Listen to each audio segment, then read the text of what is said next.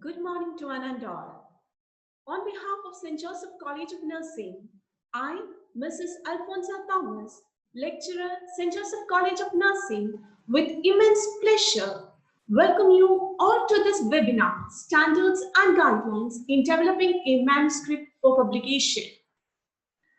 Let's invoke God's blessing with a silent prayer.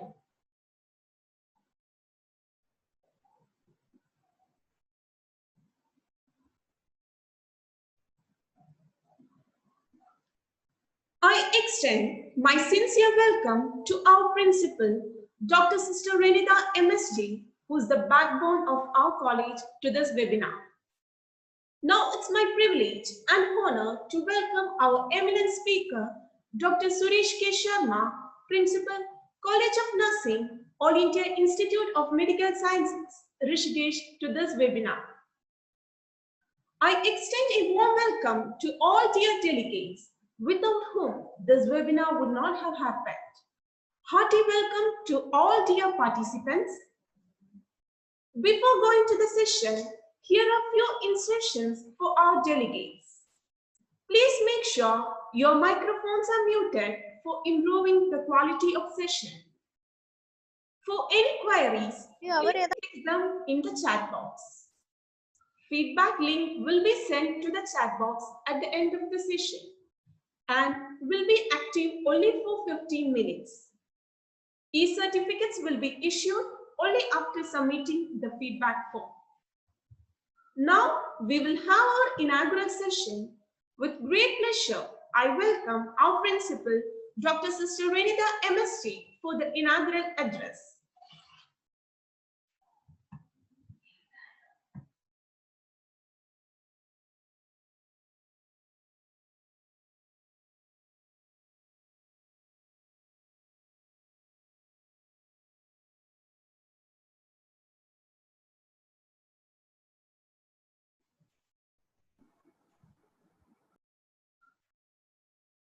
Good morning and a hearty welcome to all delegates from near and far to this national webinar.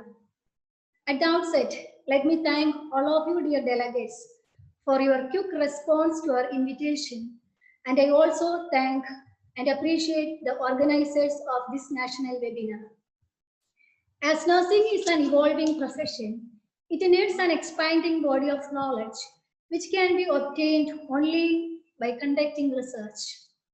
The essential step to maintain the professional image of any profession is through conducting research and disseminating its result.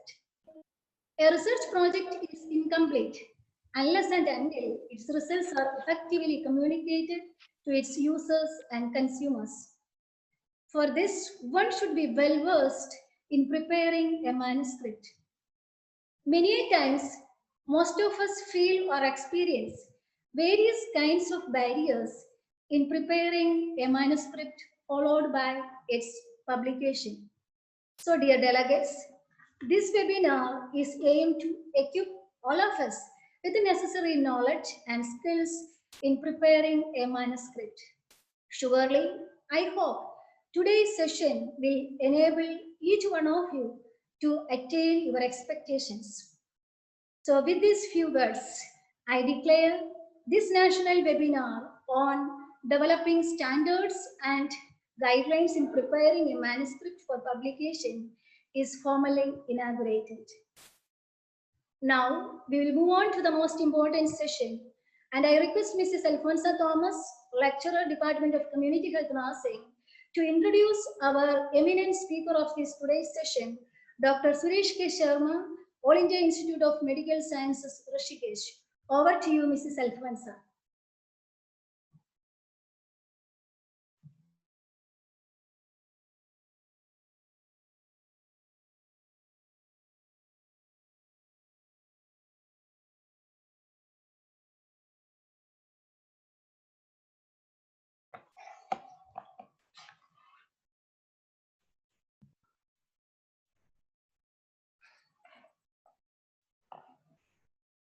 Thank you, sister.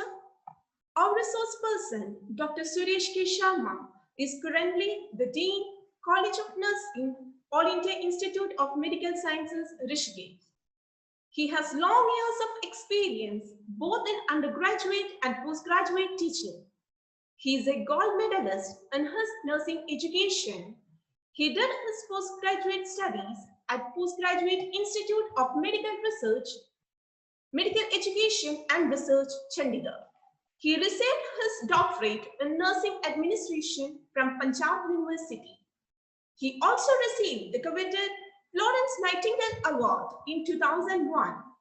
He is also one of the best authors across the India, and his book on nursing research and statistics is the best book for the subject. Beyond this, he has to his credits many national and international publications. Once again, a hearty welcome you to the session, sir. Over to you, sir. Thank you, Alfonso Thomas, for introduction. At outset, I would like to express my heartfelt thanks to Salvia, the director of the St. Joseph's College of Nursing, Sister Ivan, the administrator, and Rania, principal. I cannot forget Dr. Spita for thinking me between St. Joseph's family for sharing this podium and getting this opportunity to speak to the young minds today.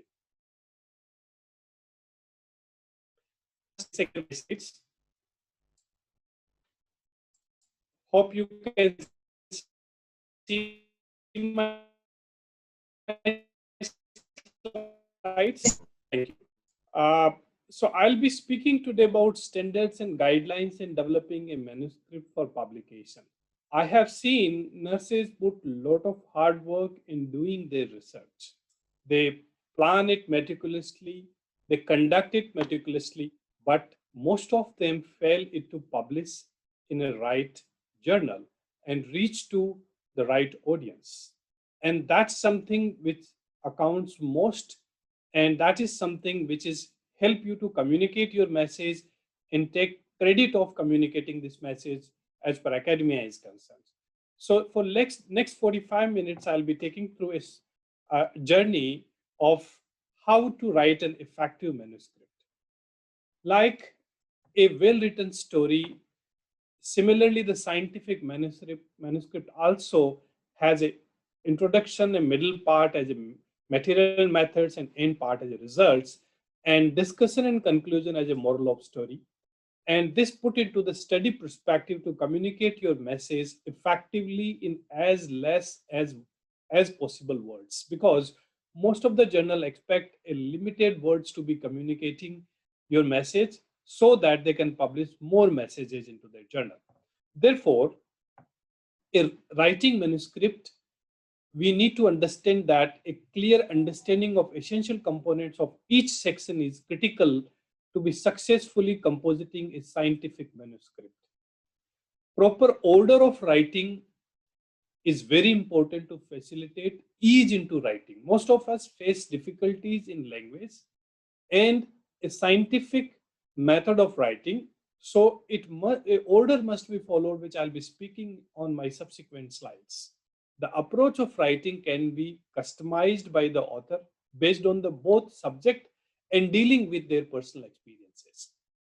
Established standard guidelines are available now, and these guidelines can facilitate us how to effectively develop a manuscript which can be published.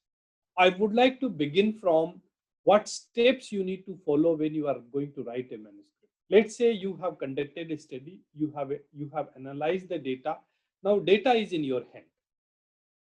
And initially you had a proposal for your research, and now data is in your hand, and now you are going to write a manuscript for publishing into a journal.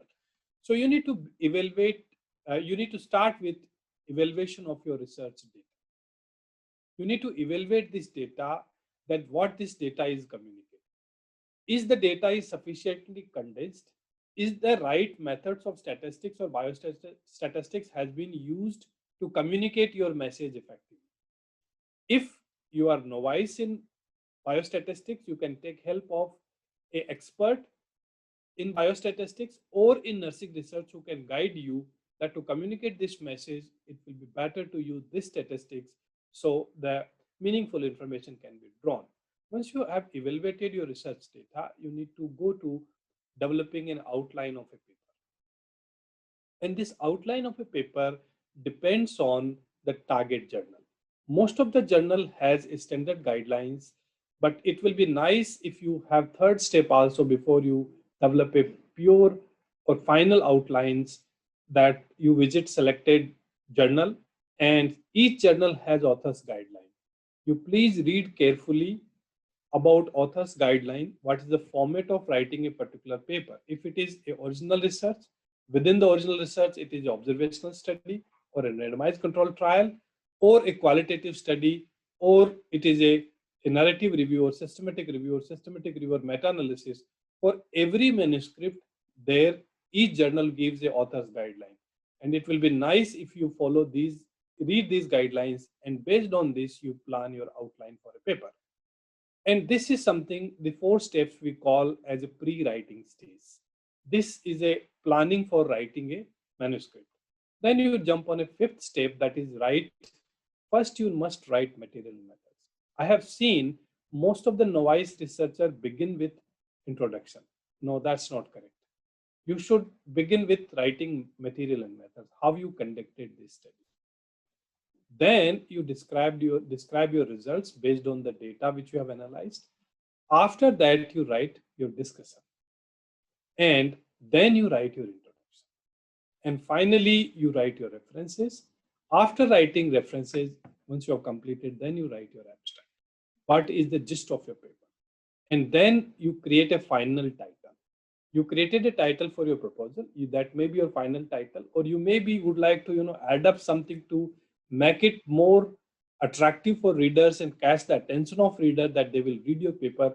You may bring a changes into the title of your research which you are going to publish now. Then you yourself do a proofreading, your own done work. Just keep it for 2 days, then pick it up and do a proofreading. You will find many errors which you have committed out of exhaustion, or maybe out of looking at same paper, you miss certain important critical things. So once you do a proofreading, then that is these step 5 to step 12 are called as writing stage. Once you have done that, then write a cover letter for a journal editor, submission of this to the selected journal, and most of the journals now have an electronic submission system. Regi, may I request you to mute your mic? Regi Philip? Yeah, thank you. And then they may be writing you back that these are the revisions which are required in your manuscript. So you do a revision, resubmit it, then you can have a response either accepted or rejected. If it is rejected, then search for another journal. And this is called as post-writing stage for a manuscript. Now, most important thing is how to select a right journal. In India, we are unfortunate that being such a large country, even we do not have one journal which is PubMed indexed in our country for nursing journal to publish. And most of the good nursing research are published either in international nursing journals or national biomedical or other journals rather than getting published into nursing journal, because we do not have nursing journal. But yes, whole globe is yours. Now electronic submissions are happening. Each journal anywhere published is in your reach. So you need to select a right journal, because right journal takes your message to the right people and it gives you more citation and more meaning. So academic mileage and the implementational research implementational mileage, both you can achieve by selecting a right. If a target journal is a prerequisite for manuscripts, and then selection should be based on following criteria: scope of journal, target audience of the journal, type of articles this journal is publishing. Some of the really publish qualitative research. Some of the journals are publishing only randomized control trials. So you need to select a right type of article published. Then see whether it is open access. Because if it's open access, you are going to get more citations. And what is the impact factor of journal? Because whatever you are publishing, if you're publishing good work in a bad journal, becomes garbage. Because nobody is going to visit a store which is not famous for quality.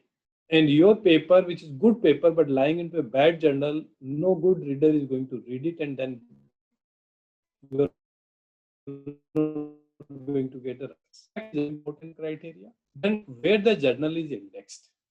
Because if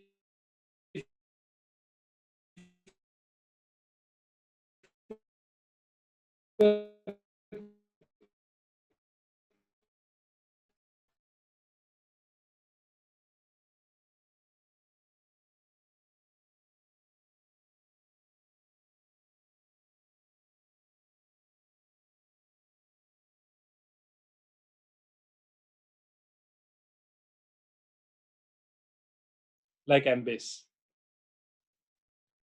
you or Sinhal, you can choose this journal. If it is said it is not indexed anywhere, or it is indexed in some useless, uh, indexing places like Copernicus and stuff, which has no academic reputation, you may lose your good done work into a bad journal. So don't publish there. Then acceptance rate and frequency of publication. The journal which is publishing more frequently, like monthly journal or bi-monthly journal, has more probability of publishing your work early at right time. Otherwise, if journal is biannual, you are submitting today and your article is published after 1 year, may lose the content. Like if you are publishing about COVID, something important information, and after 1 year it is going to publish, it may lose the substance. So look into it that what is the frequency of journal. So look into these criteria when you select your journal. Now, for you, people at backend has developed some tools to find a appropriate journal. I personally use Elsevier Journal Finder very frequently. It uses the smart research technology and fields of research specific vocabularies to match your article to Elsevier journal. Which journal is most suitable for you? So you can go and just put this into Google. It will give you the Elsevier. It is free of cost, and I'll show you. I'll do a demonstration for you. Then next is manuscript matcher. This is by EndNote. EndNote is a referencing system, and EndNote match provides you using complex algorithms and data from the Web of Science and journal citation reports, and manuscript matcher identifies the most relevant and impactful journal for your work. Third is Springer Journal Suggester. Uses the Springer Journal Selector to search all Springer or biomedical central journals to find the journals for your manuscript. So you may search into these databases. There are more databases like Journal Author Name Estimator. These services are originates in the Netherlands, and it uses the Medline or biomedical science journals to identify the right journal for your work.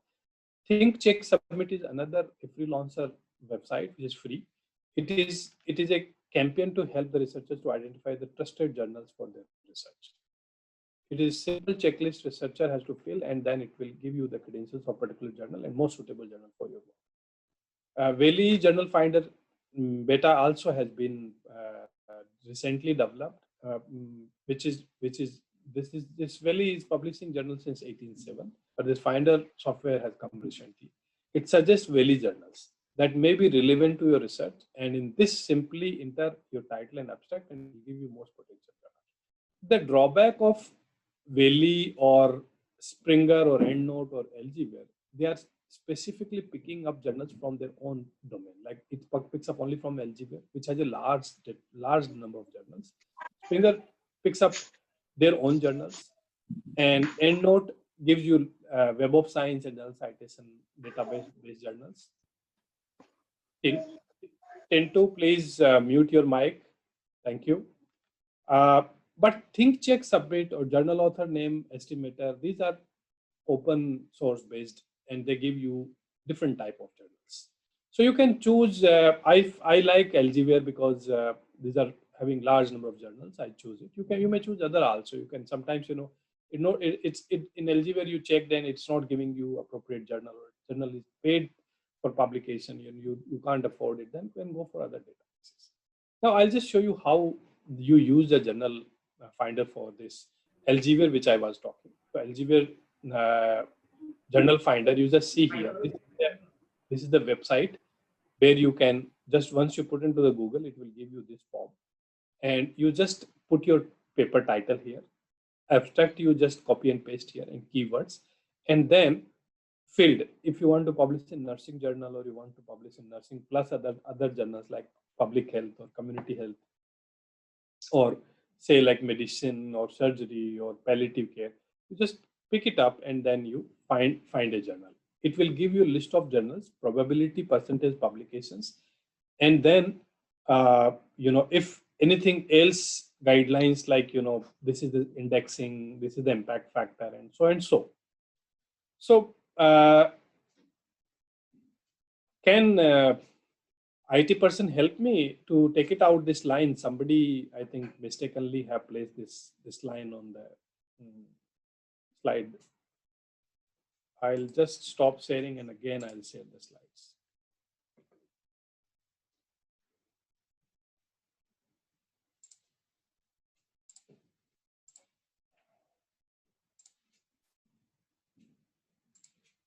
Thank you for bearing with me. Yeah, so you can, as I said, that you can use this, but what is the most accepted format is the EMRAD format, which most of the textbook tells you when you are writing manuscript, use EMRAD format. What is EMRAD? EMRAD is introduction, methods, results, and discussion.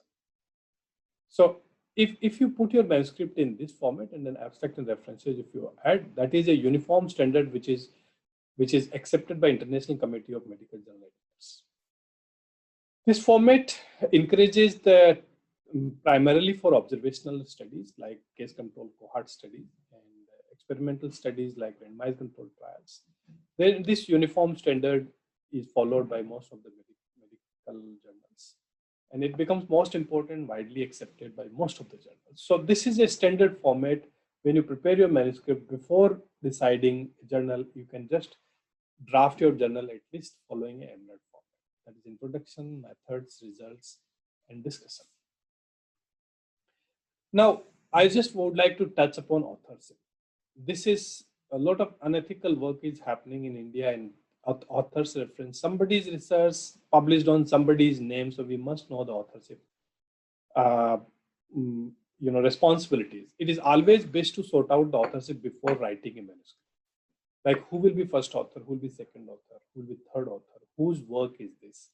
The person who has primarily conceived the idea, who has put up a lot of energy into it, is always the first author. Like a student who have done a master's thesis, he is the first author. The guide is always second author. And subsequently co-guide and other people who have helped out, it is the subsequent number of third, fourth, fifth guides. But the person who has just rendered some help may not qualify for authorship, and that is called as guest authorship.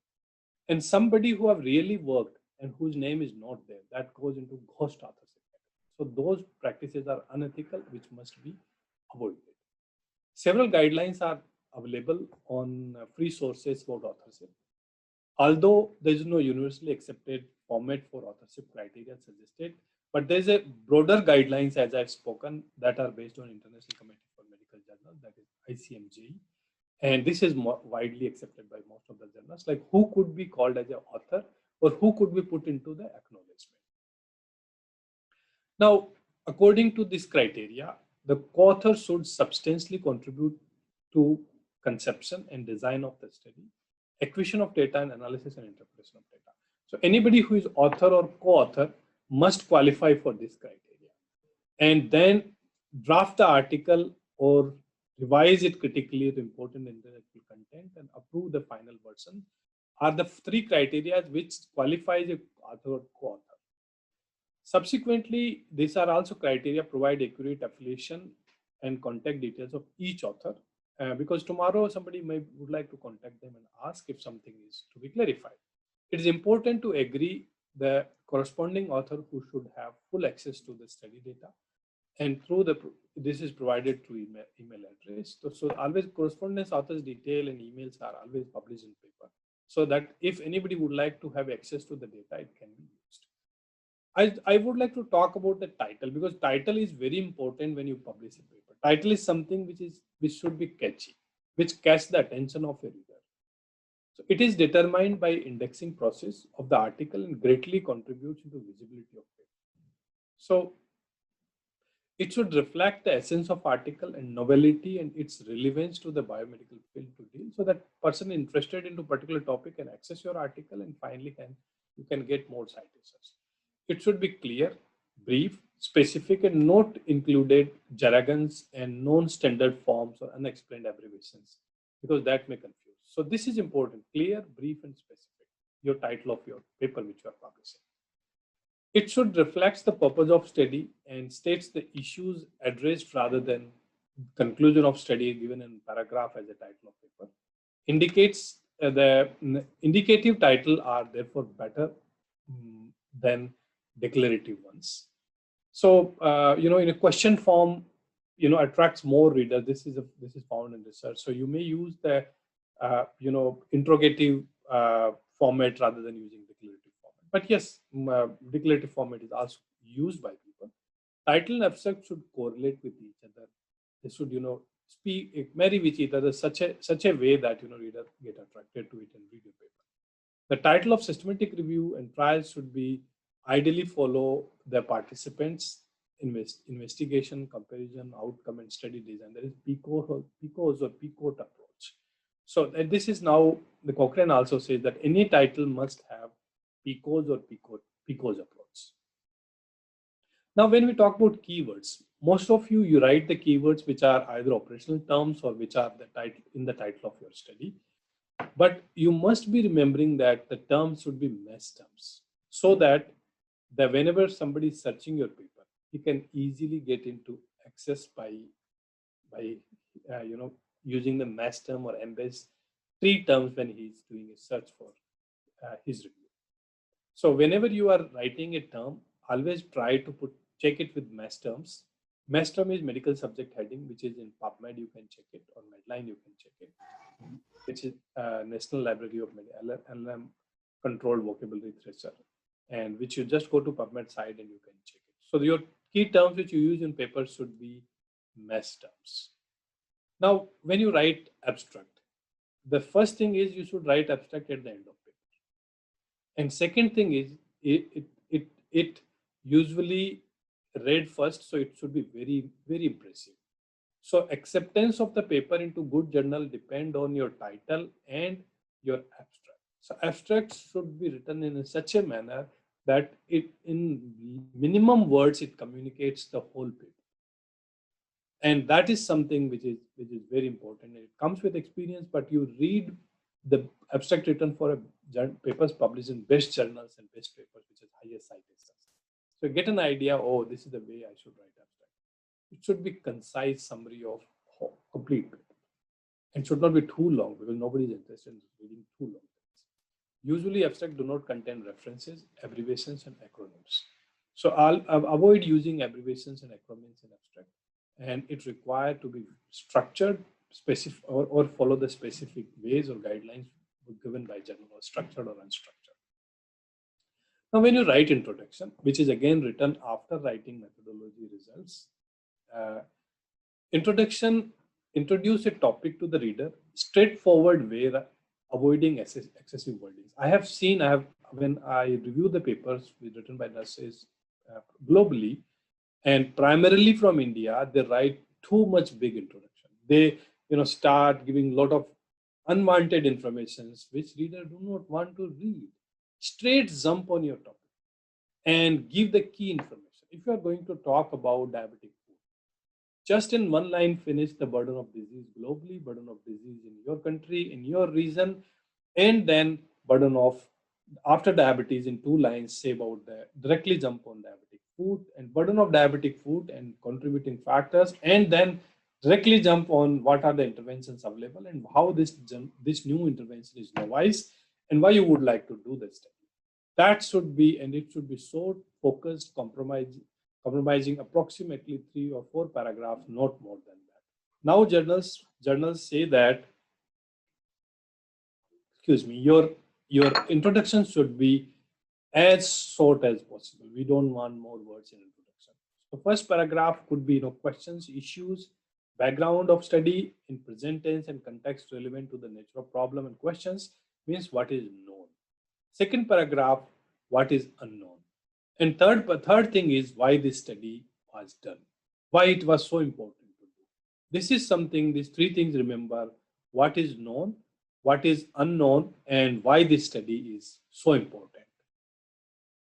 Now, then you do write a material methods, one of the most important section of manuscript, which editors look into it to look into the strength of study. And if this is, you have done a good study, but your material methods is written weakly, there are very high chances of your paper getting rejected. So aim to give reader a necessary details of every component of your material methods, which if he would like to do the same study, he can replicate it. Now visit this website. I'm just clicking here and taking you to this website. This Equator Network reporting website is opening up on the side of my panel. You just can you see this? Can you see this Equator website? Can you hear me? Yes, sir. Yes. Yes. So you can see this Equator website opened here, and if you see this, then you will appreciate here. These are the standard reporting guidelines which have been given, and it's a free website. It is very much free website. And for randomized trials, there are consort guidelines, and there are now extensions also have been published for this consort guidelines. For observational study, there is a STROP guideline. For systematic review, there are PRISMA guidelines. The study protocol, there is a SPRIT guideline. Diagnostic and prognostic studies, there is a STORD guideline. Case reports, there is a CARE guideline. Clinical practice guideline, there is a AGRI guideline. And qualitative study, there is a SRQR guideline. And for animal trials, which we generally don't do, quality improvement study, there is a SQUIRE guideline. And economic evaluations like cost analysis we do in nursing, CHEERS guideline. Now these guidelines specifies that what are the points you should mention in your methodology. So if you look into the STOP guideline does not talk about intervention. Excuse me, sir. Yes, Pinju? Sir, we are only able to see your PPTs, not the opened Okay. link. Okay. I will just try to save it. Just give me a minute.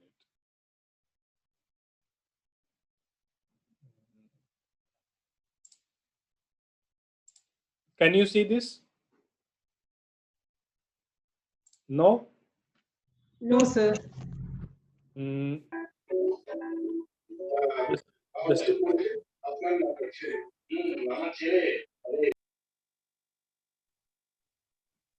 can you see now?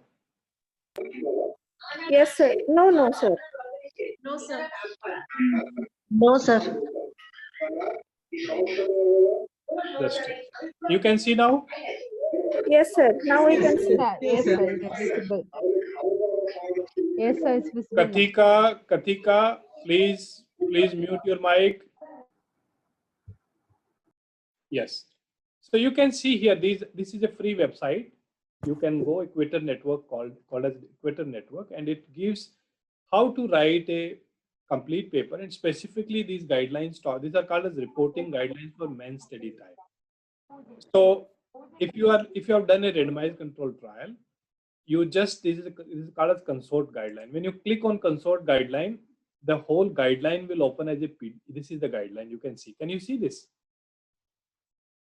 So there's a PDF here. You can just download a PDF, and PDF will give you exactly how you need to write your methodology. Like it talks about you should give allocation concealment, you should talk about blinding, you should talk about intervention, you talk about outcome measurement, how outcome measurements were assessed. Whereas in STOP guideline, you won't find this. There is, it talks about population, it talks about the methods of, tools of data collection, methods of data collection, and then what were the components of tool. So, most of us, what we do, we have done a RCT, but we have written methodology like a observational study. Then you'll get your paper get rejected. So follow these guidelines which has been given here. For randomized controlled trial, there's a consort guideline. For observational studies, there's a STOP guideline. For systematic review, there are PRISMA guideline. For study protocol, there's a SPRIT guideline. For diagnostic, there's a START guideline. And these are all other guidelines has been given here. You can refer this. You can download full PDF. This is free of cost. It does not charge anything. And you can refer these guidelines, and it explicitly specifies what flow diagram you should use, what the components you should include in your methodology or paper when you are writing. Primarily, it talks about methodology. So I was talking about these guidelines, which you can refer. Now I'll go back to my PPT. Can you see my PPT now? You can see now? Oh, yes, sir. Perfect. So I have just mentioned here a few guidelines name. You go and then look into what your methods must include, because method is something which is very important to convince the editor to accept your paper. So this talks about consort. The full form is Consolidated Standard of Reporting Trials. And this talks about what are the important components to be included.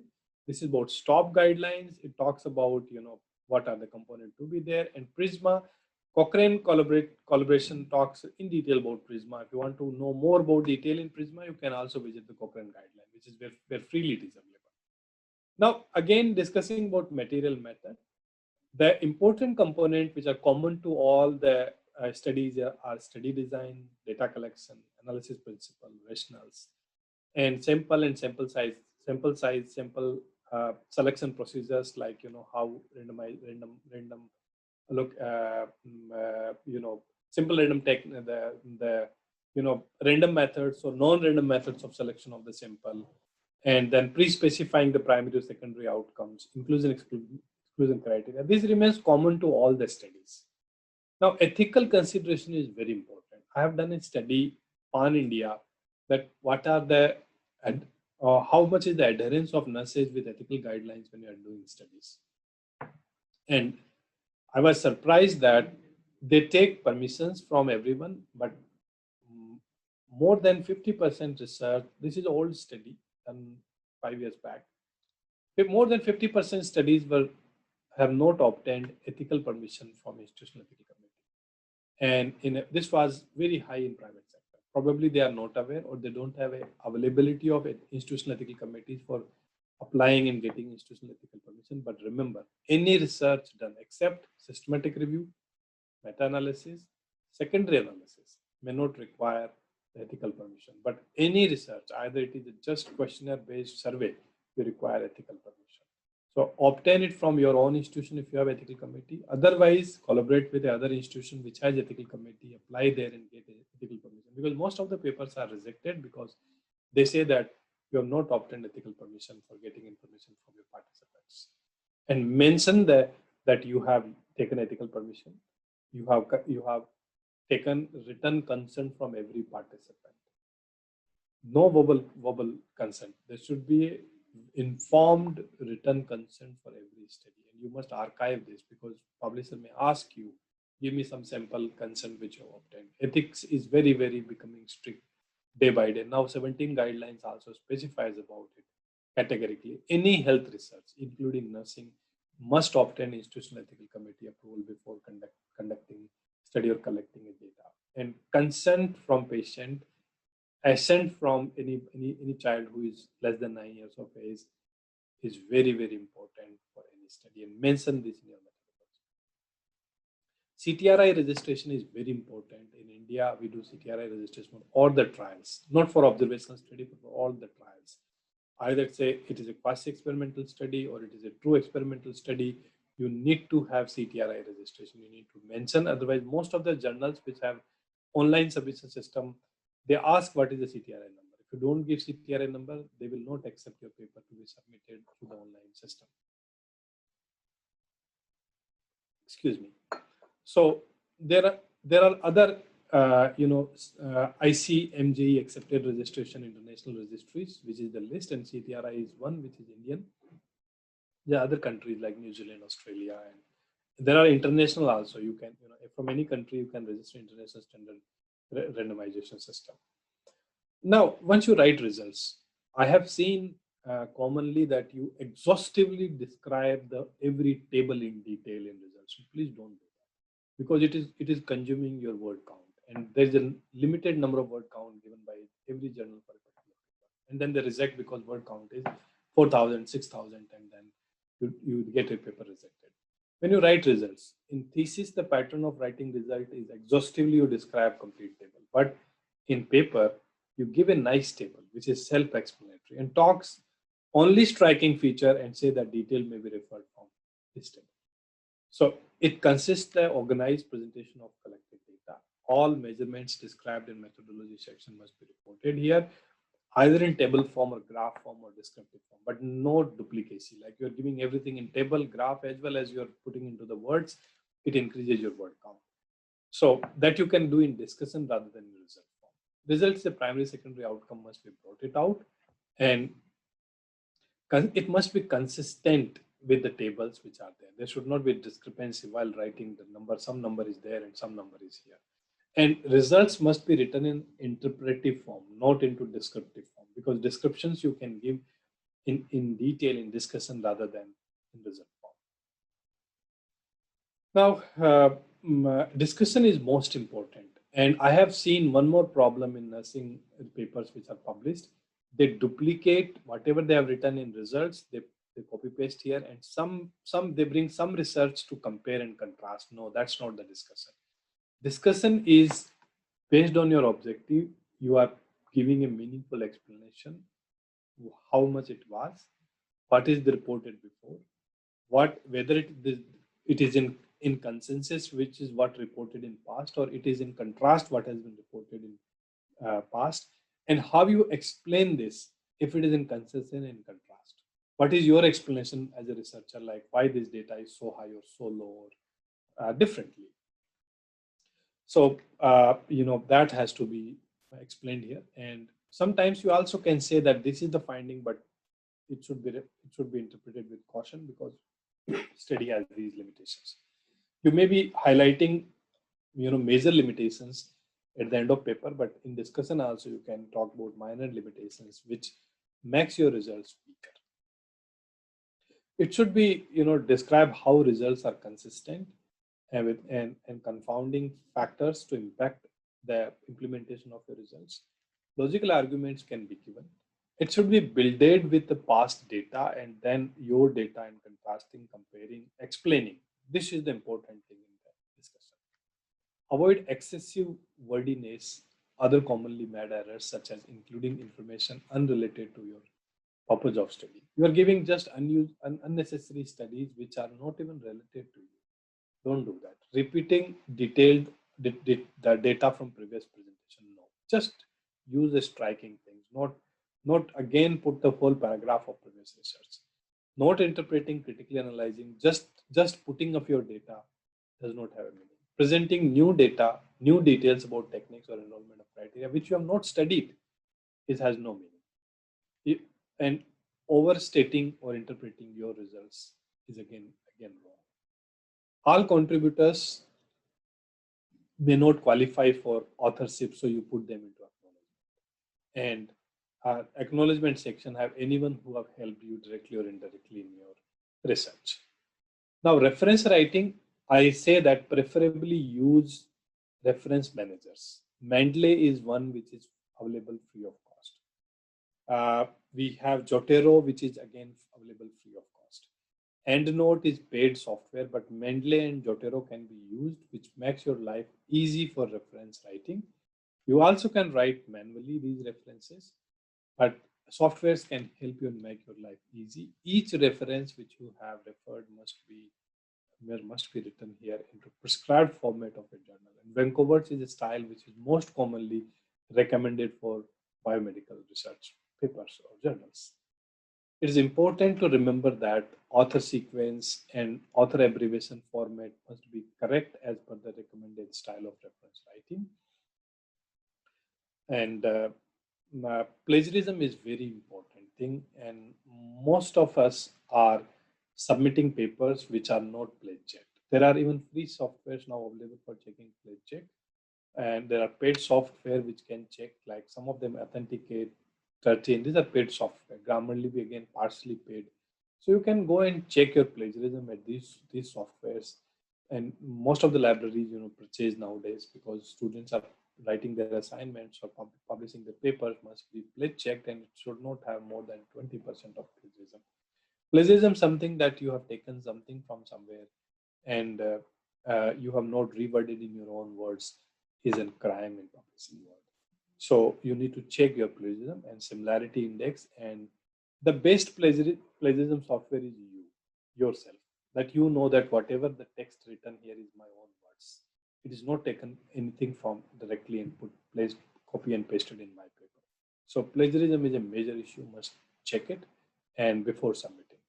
Then when you submit the manuscript, select the journal as we have discussed in previous slides, and then in that suggested journal which has a right audience and right probability of getting it published, then it may be rejected or it may be accepted. If it is rejected, go for publishing it elsewhere. Now rejection rate, it has been found 62% of published papers have rejected at least once. So if it is rejected, you are going to learn something out of it. Don't get disappointed and then go into some useless journal publish. Please don't do that.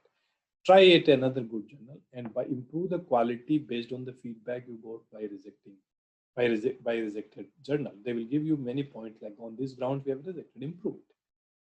And like Indian Journal of Orthopedics, which we have few publications here, in last 5 years have rejected 57 to 86% of papers which were submitted. Indian Pediatrics has 70 to 80% of articles rejected. So it's in a huge rejection rate in journals. So don't get disappointed. Try and you will publish in a good journal. Revising a manuscript is an art. So there are 10 principles when your paper is rejected or have given you major revisions. Decide whether to resubmit manuscript in the same journal or you would like to improve and submit somewhere else. You can do that. Contact the editor regarding unresolved issues. Prioritize the reviewer's comment with which one does or does not agree. So you should not simply blunt and saying disagreement, because that makes you in a wrong situation. Approach the reviewer and consult, and then take advisory about revision, and deals with reviewers' comment with which one does not agree. Disagree with being disagreeable into a very appropriate way, and devise a strategy for responding to divergent comments, and put in the work and show all that you have done. And if requested, shorten the manuscript. Review the medical literature before resubmitting, and effectively revise and then resubmit it. Because sometimes you just do a minor change and resubmit. Again, you are going to liable for either revision or rejection. So in conclusion, in order to improve likelihood of the publication of scientific manuscript promptly, use the standard guidelines which we have talked today. And many manuscripts are not published simply because of the authors have not followed a few simple rules, but you write a good article by following standard guidelines, good English, right analysis, and conveying your message into as brief as possible. And so need to understand basic steps to build up a draft manuscript and outline the process needed for publishing a manuscript. And I believe you, if your work is good and you have a patience, you will end up in publishing into always good journals. If your impatience, one time rejected, you are likely to not publishing into wrong journal. Thank you very much for listening me. And last 50 minutes, I think you did justice with it. Thank you very much.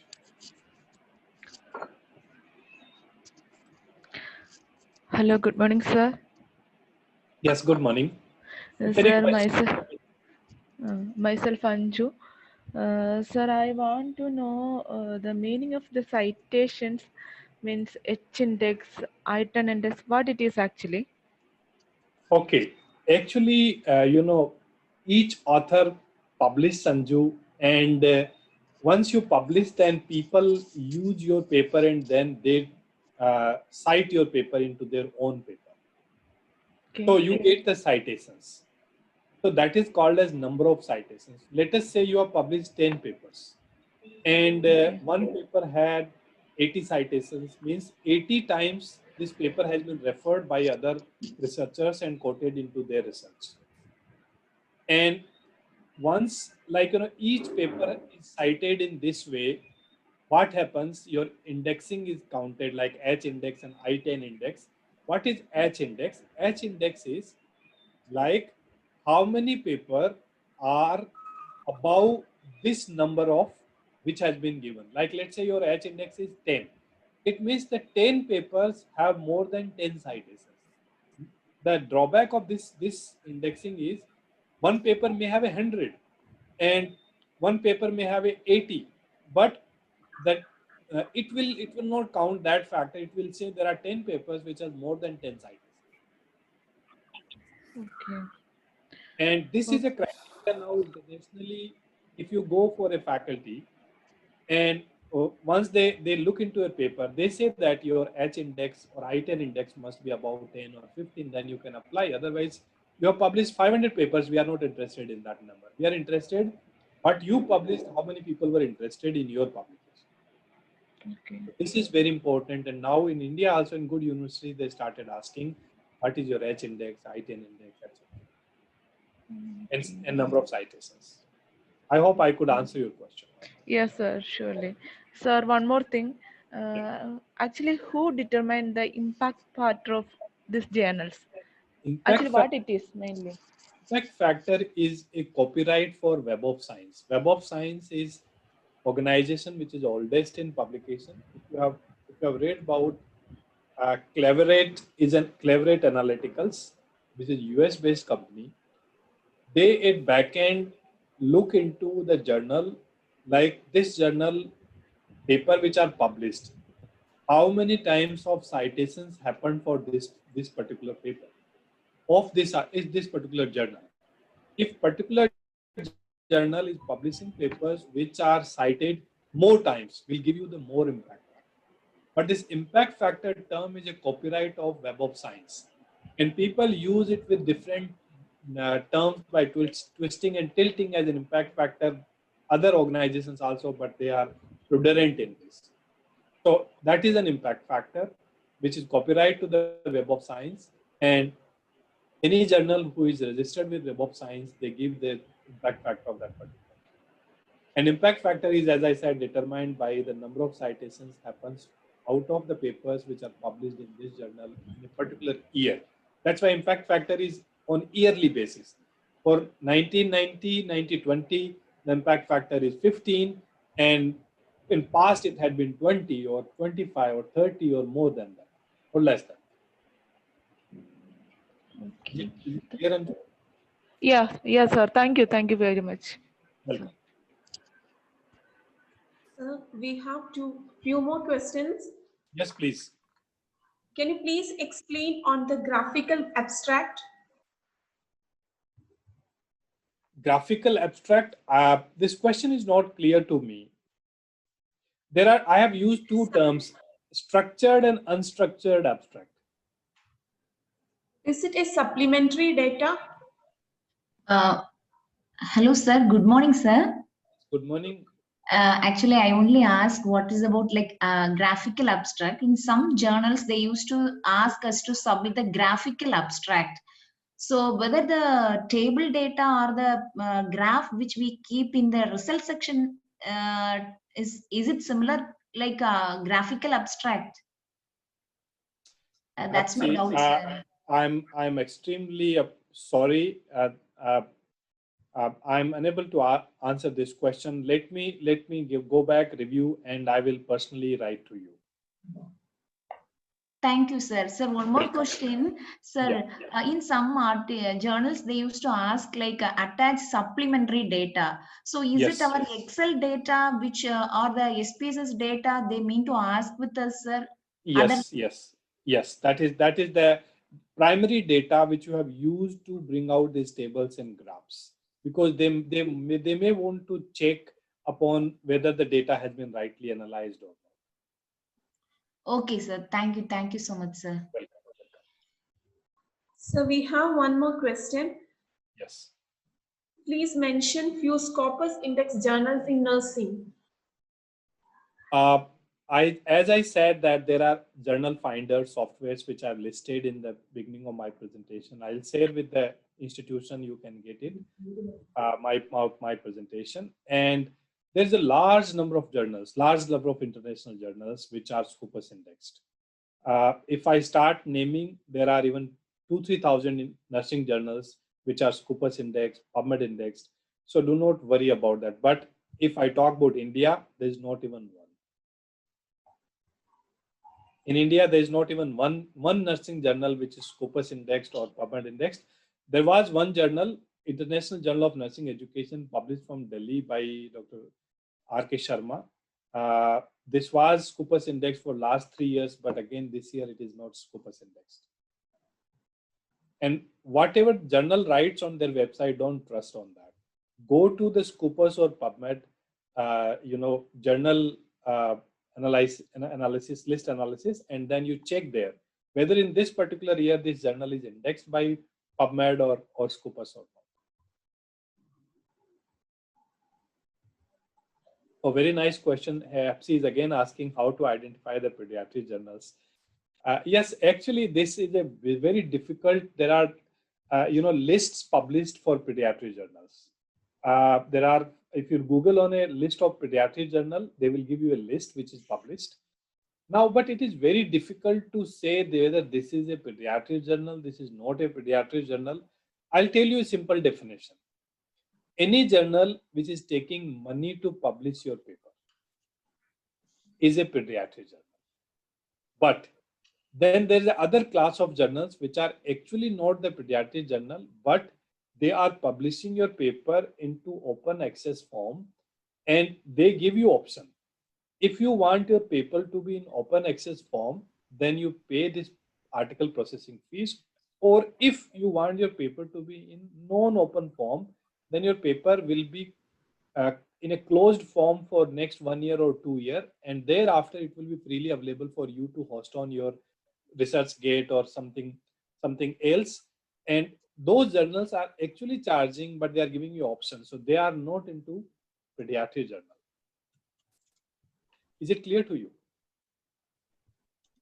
Epsi, can I answer your question? Yes, sir. It's clear, sir. Thank you so much, sir. Welcome. One more query in the chat box, sir. Can you please explain reporting guidelines for a quasi-experimental study? Okay, there are trends guidelines which are used for quasi-experimental study or non-randomized trials. You can go to Equator site and you just can click it. You will get the details about it. If you have any problem, then you can refer my book, Nursing Research and Statistics, 3rd edition. In 3rd edition, these guidelines are given in appendix, and detailed guidelines has been mentioned there. You can refer it from there. So one more query from Anne-Marie George. Whether emerging science citation index of Web of Science have value? Yes. Web of Science has extended form and it has value, because impact factor is copyright of Web of Science. One more query from Mavis VE. So what Yes. about the certificate for the author after we are publishing? Is that necessary for the author? It is not necessary. Your paper itself is sufficient enough that you are published in a right journal. Your citations later on, your citations captured by PubMed or Google Scholar or ResearchGate is good enough to talk about that what is the impact of your paper and what you have published. You do not require certificate. These are all pediatric journals which are giving you certificate of publication, and then they take 2,000-3,000 rupees and publish your garbage and gives you back.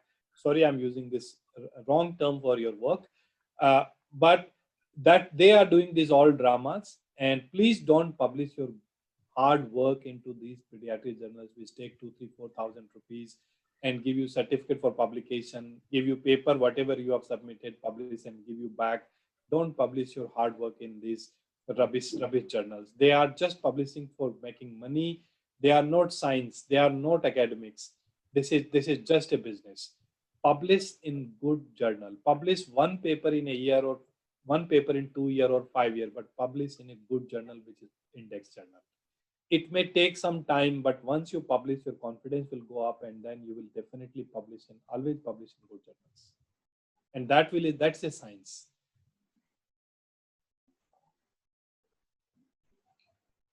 Thank you, sir, for clarifying all the doubts.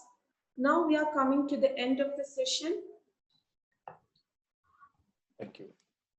I thank God Almighty for all His blessings throughout the session. Sincere thanks to our speaker, Dr. Suresh K. Sharma, for his excellent and informative session. Thank you, sir. I extend thanks to Reverend Sister Sylvia, Director, and Sister Ivan, Administrator, St. Joseph College of Nursing, for their support. I thank Dr. Sister Renita, Principal, St. Joseph College of Nursing, for her constant guidance and support. Thank you, dear participants, for being with us today. Hope all of you have found this webinar a fruitful one for your personal and professional career.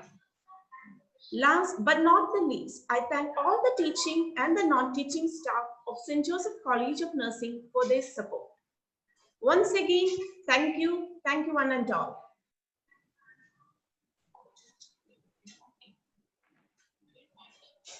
Please note, dear delegates, feedback form will be active only for 15 minutes from now.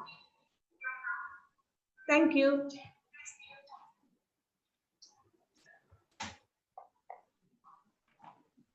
Yeah, Hapsi, can you hear me? Yes, sir.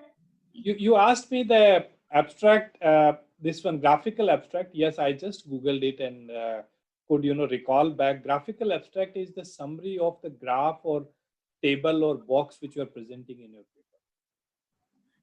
Okay, sir. Like whether like in the result section, suppose if we put the like other than socio-demographic table or figure, whether the same figure can be submitted as a graphical abstract, sir?